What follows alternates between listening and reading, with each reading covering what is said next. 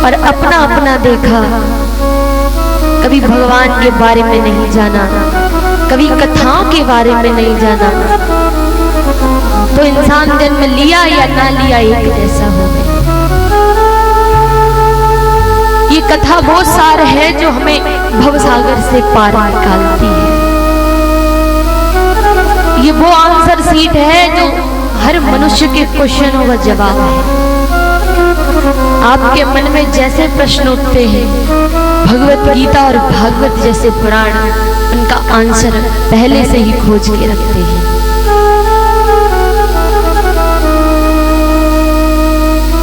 और पूजा पाठ के साथ साथ पवित्रता भी बहुत जरूरी होती है। कहा जाता है, कई मैयाएं बोलती है मेरे घर में धन नहीं रुकता, पता नहीं कितना भी कमाओ बीमारी में लग जाता है या फालतू खर्चे हो जाते हैं, बस धन रुकता ही नहीं है। इसका मूल कारण है आपकी पवित्रता।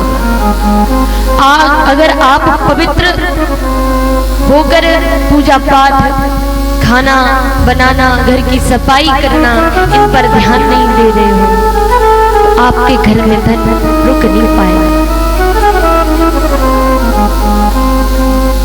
3 चीजें जो मैयाओं को कभी नहीं करनी चाहिए। पहला, कभी भी बिना नहाए धोए किचन में फिर प्रवेश नहीं करना चाहिए, रसोई घर में प्रवेश नहीं करना चाहिए। कई बताओ की आदत होती है, उठती है सीधी किचन में ही पहुंचती चाय बनाना। चाय तो एक जैसा अमल बन गया है, जिंदगी का एक मूल हिस्सा बन गया है चाय। पता है चाय हमारा कितना समय बर्बाद कराती है। टीवी पर ऐड आते हैं, प्रचार आते हैं, 1-2 सेकंड के, ज्यादा से ज्यादा 9 या 10 सेकंड के ऐड होते हैं, और वो ऐड हर दिन करोड़ों कमाते हैं सिर्फ 10 सेकंड के लिए।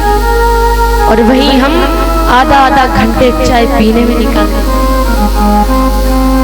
कई रिश्तेदार के यहाँ गए हैं, वहां पर वो कहे भैया चाय लाओ, रहने दो चाय मत लाओ। अगर वो जबरदस्ती बनाता है तो फिर 15 मिनट बनाने के लग गए।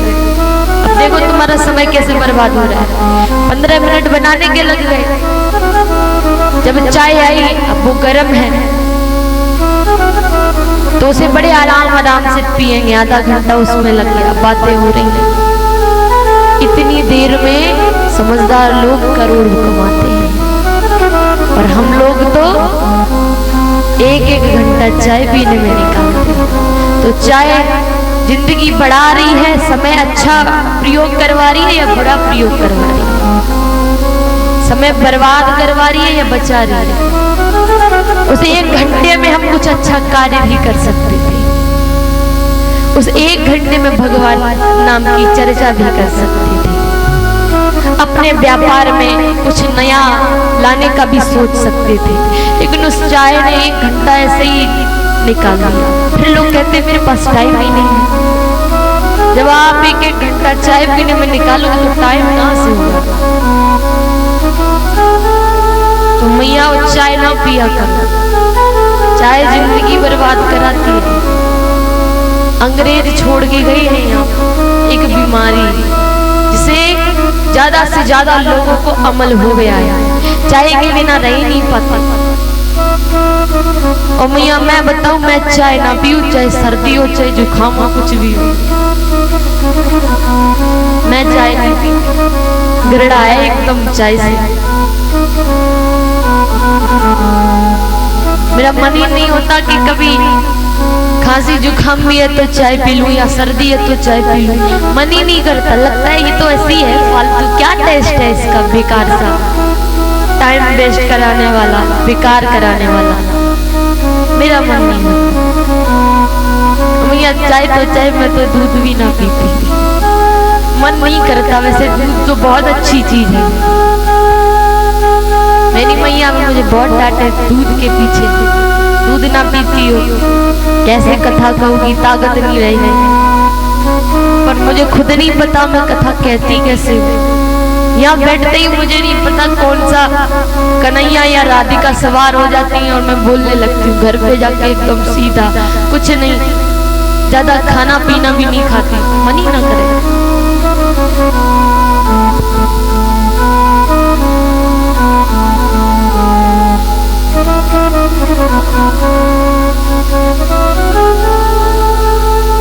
और इसलिए मैया चाय कम पिया, चाय से भी बढ़िया कई चीजें हैं, आप उसका प्रयोग करिए।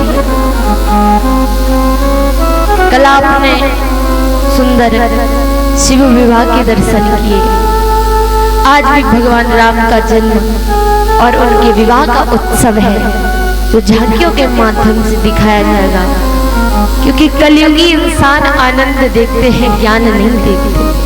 उन्हें जिस चीज में आनंद लगता है वो वहीं आ जाते हैं, क्योंकि वैसे तो इंसान जहाँ काम ना हुआ तो बिल्कुल ना जाए, जहाँ उसे कोई फायदा हो रही हो वही आते हैं।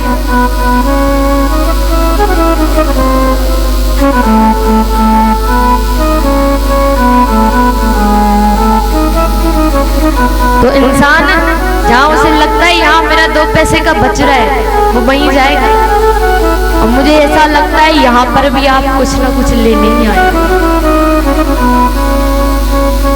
भैया बताओ, झांकियाँ अच्छी लगती है कि कथा अच्छी लगती है? बताओ। वो मैया कह रही है दोनों। आप लोग भी तो बोलिए, कथा अच्छी लगती है, झांकियाँ अच्छी लगती है? दोनों अच्छी लगती है। चलो बढ़िया बात है।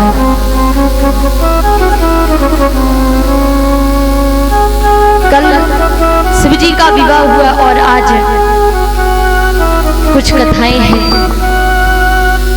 जो बड़ी धर्म की हैं, जो ज्ञान की हैं, जो बालकों के लिए भी हैं। मैया अपने सभी बालकों को लाया करो कथा में, उन्हें मस्तक झुकाना सिखाओ। कल एक मैया लाई थी बालक को यहाँ पे, वो मस्तक ना झुकाए, मैया जबरदस्ती यहाँ पे सिर रख तो सिखा रही थी। तो आप भी अपने बालकों को सिखाया करो, क्योंकि जब छोटे से सिखाओगे ना तब वो बड़े जाके समझेंगे कि ये क्या है, ये हमारी माँ क्यों बताती थी। और बच्चों को स्कूल तक ही ना रखिए, उन्हें संस्कार भी दीजिए, क्योंकि पढ़ाई के साथ साथ, शिक्षा के साथ साथ संस्कार भी बहुत बड़ी चीज है। अगर बच्चे के अंदर संस्कार नहीं होंगे ना तो वो आप आशा नहीं रखिए कि वो बड़े पे आपकी इज्जत करेगा। फिर तो आप जैसे छोटे पे बोलती हो ना, बेटा इसे हपकड़ दो, इसके थप्पड़ मार दो, फिर बड़े पे आपके थप्पड़ जमाएगा, याद रखियो। फिर माताओं को बुरा लगता है, भैया लोगों को बुरा लगता है, बालक मारते हैं, पर आप सोचना चाहिए छोटे पे सिखाया तो आपने ही है। तो बालकों को मजाक में भी ये ना कहे कि इसके थप्पड़ मार दो, इससे गलत बोल दो, कभी ना सिखाएं, क्योंकि छोटे से ही बच्चे के अंदर ज्ञान प्रबल होता है। जब हम उसे छोटे पर अच्छा ज्ञान देंगे तो बड़े पर भी वो अच्छा संस्कारी बालक बनेगा। और हम रोज याद करते हैं उन नजारों को जो हम यूपी से आपके यहाँ आए हैं।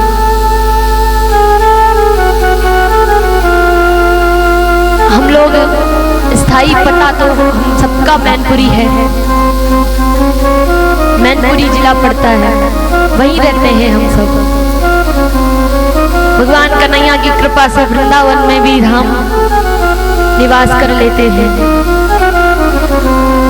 और वहां से जब यहाँ का सोच रहे थे कि यहाँ से किसी अंकल जी का फोन गया था हमारी मैया के पास में, हमें नहीं पता था। जब फोन गया तो मैंने कहा दूर तो है पर इतना नहीं पता था, यूं पहाड़ घूम के जाना पड़ेगा, क्योंकि कभी देखे ही ना थे। तो हम तो रोज सुबह खड़े हो जाते हैं छत पे, बस पहाड़ों की टकटकी लगा के देखते ही आए कहाँ से, क्योंकि हमारी यूपी में तो है नहीं, एक भी देखने को ना मिले। जब वो हम वहां से चले तो तो ऐसा लगा हाँ बहुत आनंद होगा, रास्ते में अच्छा लगेगा। लेकिन जैसे ही रास्ते में लंबे लंबे नीचे तक खाई देखी, गड्ढे देखे, मानो अंदर से हिल गई। फिर आंखें खोलने का मन ना करे, ये लगे कि अब तो गए, अब तो बस सीधी नीचे ही जाएगी, अब तो कथा हो गई हमारी। लेकिन धीरे धीरे जब अच्छा लगा कि हाँ कितना बढ़िया है यहाँ के लोग कितने अच्छे हैं, यहाँ की भाषाएं भी कितनी प्यारी हैं। हमारी यूपी तो एकदम नौटंकी जैसी है, वो नौटंकी में प्रसिद्ध है। जीके की बुक है ना, उसमें भी प्रश्न आता है ऐसा कौन सा प्रदेश है जो नौटंकी में प्रसिद्ध है, वो यूपी है। हम लोग सब नौटंकी वाले हैं। तो ये ऐसा तो हमने नहीं देखा था, जब देखा तो बहुत डर गए। लेकिन जब यहाँ आए, लोगों के आचार विचार देखे, लोगों का प्यार देखा, तो मानो ऐसा लगता अब यहाँ से जाऊँ ना, यहीं बस जाऊँ। समझदार लोग, प्रेम से बात करने वाले लोग, बात मानने वाले लोग।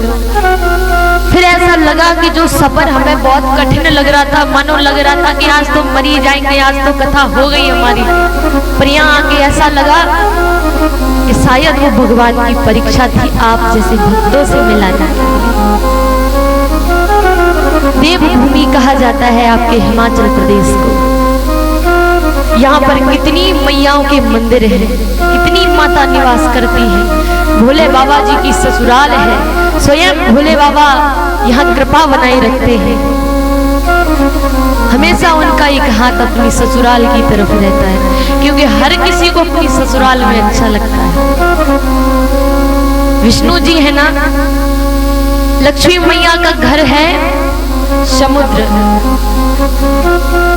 क्षीर सागर, और विष्णु जी भी कहाँ रहते हैं, अपनी ससुराल क्षीर सागर समुद्र में रहते हैं।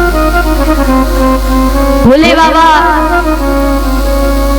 हिमाचल है, और कैलाश पर्वत पर, ये भी उनकी ससुर जी की प्रॉपर्टी थी, उस पे उन्होंने कब्जा जमा लिया, वो भी अपनी ससुराल में रहते हैं। और यहाँ पर भी लोग भैया लोग हैं, उन्हें ससुराल में बड़ा अच्छा लगता है। मिले रोटी खाने को ना मिले, बस ससुराल में अच्छा लगता है। तो ससुराल में सबको बढ़िया लगता है। अब आइए कथा की तरफ चलते हैं। परीक्षित जी को जब श्री सुखदेव जी महाराज कथा सुनाने लगे, तो परीक्षित जी ने कहा आप हमें ये बताइए, भगवान ने वराह अवतार क्यों लिया, क्यों सूकर का अवतार लिया, क्यों सुअर बने? भगवान का पहला अवतार है सुअर का। तब उन्होंने बताया ब्रह्मा जी ने एक बार रचना का कार्य किया, जब रचनाएं बहुत सारी हो गई तो रखने का कोई स्थान नहीं है, क्योंकि पृथ्वी मैया तो समुद्र के तल में है। तो उन्होंने अपनी दाई नासिका से वराह भगवान को प्रकट किया और कहा जाओ पृथ्वी को लेकर आओ जिस पर अपनी रचनाएं कर सके। लेकिन उससे पहले की कथा, कश्यप ऋषि की पत्नी दिति संतान की इच्छा से शाम के समय गोधूली बेला में अपने पति के पास गई और कहा देखो हमारा वंश चलाने वाला कोई नहीं है, मैं चाहती हूँ कि अपना वंश चलाने वाला भी कोई संतान हो। ऋषि ने कहा देखो अभी गोधूली बेला है, अभी पूजा की बेला है। अच्छा मैया गोधूली बेला जानते हो किसे बोलते हैं? गोधूली बेला मैया बोलने की कोशिश तो कर रही है पर आवाज नहीं आ रही। सब डिसाइड कर लो फिर तेज से बोलो, हमारे पास आवाज आ जाए। बताओ गोधूली बेला किसे कहते हैं? कौन सा समय होता है? गोधूली बेला बोलते हैं शाम के समय को, जब हम पूजा पाठ करते हैं। कहा जाता है इसके दो कारण हैं शाम को पूजा करते हैं। एक तो वो कारण जो पार्वती मैया और शिव जी पृथ्वी जी की भ्रमण करने के लिए निकलते हैं, परिक्रमा करने के लिए निकलते हैं। शाम के समय जो पूजा करता है उसे भोले बाबा और पार्वती मैया आशीर्वाद देते हैं। और दूसरा कारण, शाम के समय में कन्हैया अपनी गैया चराकर आते थे, फिर गैयाओं के पैरों से जो धूल उड़ती थी उसी समय को गोधूली बेला कहने लगे। अब गोधूली बेला में दिति मैया संतान की इच्छा लेकर कश्यप ऋषि के पास गई है। उन्होंने मना किया, आप गलत कर रही हो देवी, ऐसा नहीं हो सकता। अभी शाम का समय, पूजा पाठ का समय है, हर चीज का कोई ना कोई समय होता है। जब दिति नहीं मानी तो कश्यप ऋषि ने उसकी इच्छा पूरी कर दी और फिर से नहा धो के भगवान की पूजा में लग गए। दिति को लगा पति देव तो लगता है नाराज हो गए हैं, मनाने चली है। अरे मेरा आपका दिल दुखाने की कोई इच्छा नहीं थी, मैं तो संतान की इच्छा से आई थी, अपना वंश आगे बढ़े, आगे चले। कश्यप ऋषि ने कहा, सही सोचती हो तुम, लेकिन गलत समय में किया गया कार्य गलत ही होता है, गलत परिणाम ही देता है। देखो तुम्हारी एक नहीं दो संतान होंगे, लेकिन महादुष्ट होंगे, महापापी होंगे, क्योंकि आपने गलत समय में ये कार्य किया है। अब कौन माँ चाहेगी कि हमारा बालक दुष्ट हो, पापी हो? तुरंत जाके माफी मांगी, अरे मेरा ये कहने का मतलब नहीं था, आप पहले बता देते, मैं नहीं करती ऐसा, लेकिन मेरे बालक महादैत्य महापापी हूँ, मैं ऐसा तो कैसे देख सकती हूँ, मैं माफी मांगती हूँ, क्षमा मांगती हूँ, माफ कर दो मुझे। तब कश्यप ऋषि कहते हैं, ठीक है, क्योंकि आपने माफी मांग ली है तो तुम्हारा जो पौत्र होगा, यानी जो प्रहलाद जी, उनके पौत्र हुए प्रहलाद जी, तुम्हारा पौत्र होगा, वो भगवान का परम लाडला होगा, परम प्रिय होगा। अब मैया गर्भ धारण करती है, और साधारण बालक तो है नहीं जो 9 महीने तक गर्भ धारण करे। वो महादैत्य महापापी हो तो 100 वर्षों तक गर्भ धारण करती है, और 100 वर्ष बाद गर्भ से अचानक प्रकट होते हैं, हाथों में अस्त्र शस्त्र है, महान जटा खुली है, बुरी तरीके से चिल्ला रहे हैं, चीख रहे हैं, एक दैत्य का स्वरूप है ऊपर। 2 बालक हुए हैं, एक हिरण्यकश्यप और एक हिरण्याक्ष। अब ये बड़े बड़े स्थान ढूंढकर लोगों को ललकार रहे हैं। हिरण्याक्ष ने समुद्र को विशाल देखकर उसे युद्ध करने के लिए ललकारा। समुद्र ने कहा, देखो मेरे तल पर पृथ्वी है, इन्हें कोई लेने आएगा, आप उससे युद्ध करिएगा। और जब बड़ा भगवान का अवतार हुआ, वो समुद्र तल पर गए, हिरण्याक्ष मिला, वो माना नहीं, उसका वध करना पड़ा और पृथ्वी मैया को अपने मुख पर रखकर ऊपर ले आई। इस प्रकार हिरण्याक्ष का वध हो गया और पृथ्वी मैया, धरती मैया यहाँ आ गई।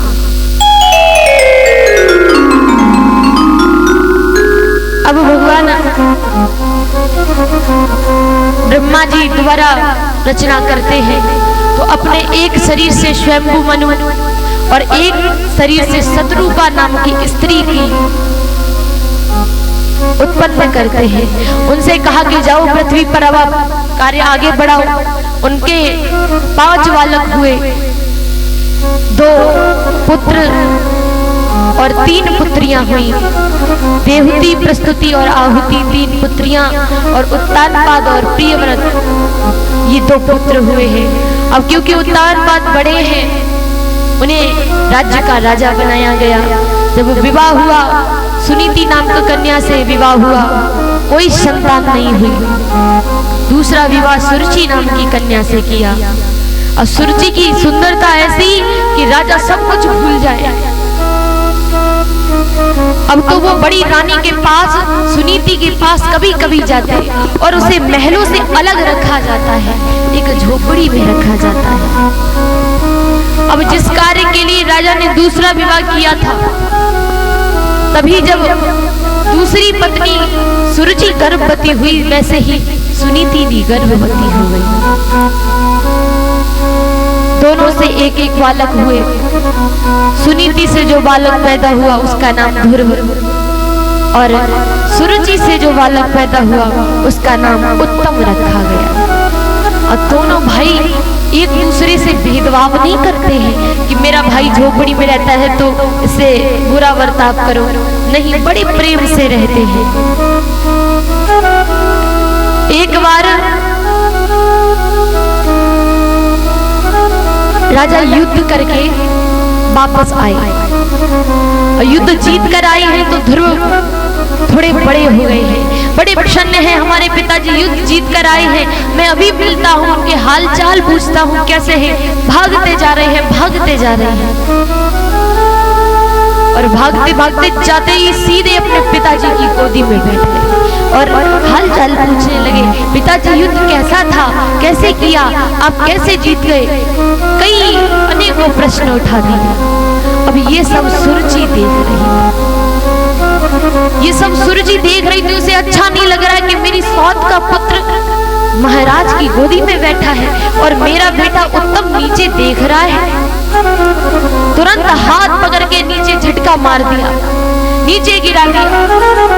बोली कैसे हिम्मत हो गई राजा की गोदी में बैठने के लिए? अरे दासी पुत्र राजा की गोदी में नहीं बैठा करते। ध्रुव झगड़ गए, अरे मौसी माँ ऐसे क्यों बोलती हो, मैं दासी पुत्र नहीं हूँ, मेरी भी माँ महारानी है, मेरी माँ बड़ी महारानी है। सुरुचि ने बड़े स्लो शब्द में बोला, बड़ी धीमी आवाज में बोला, देख तेरी माँ रानी थी, अब नहीं है, अब मैं यहाँ की रानी हूँ।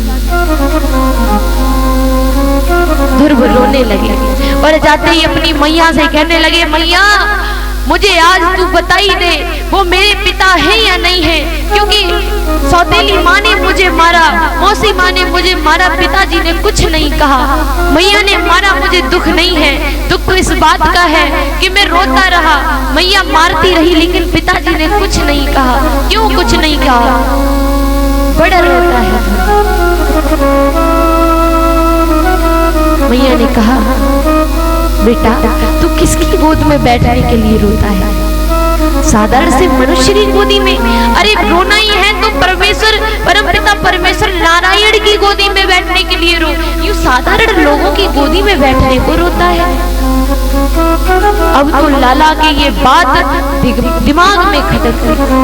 अब तो वो कहता है, अब तो बताई दो मैया ये नारायण कौन है, ये कहाँ मिलते हैं, हमें इनसे मिलना है और इनसे पूछना है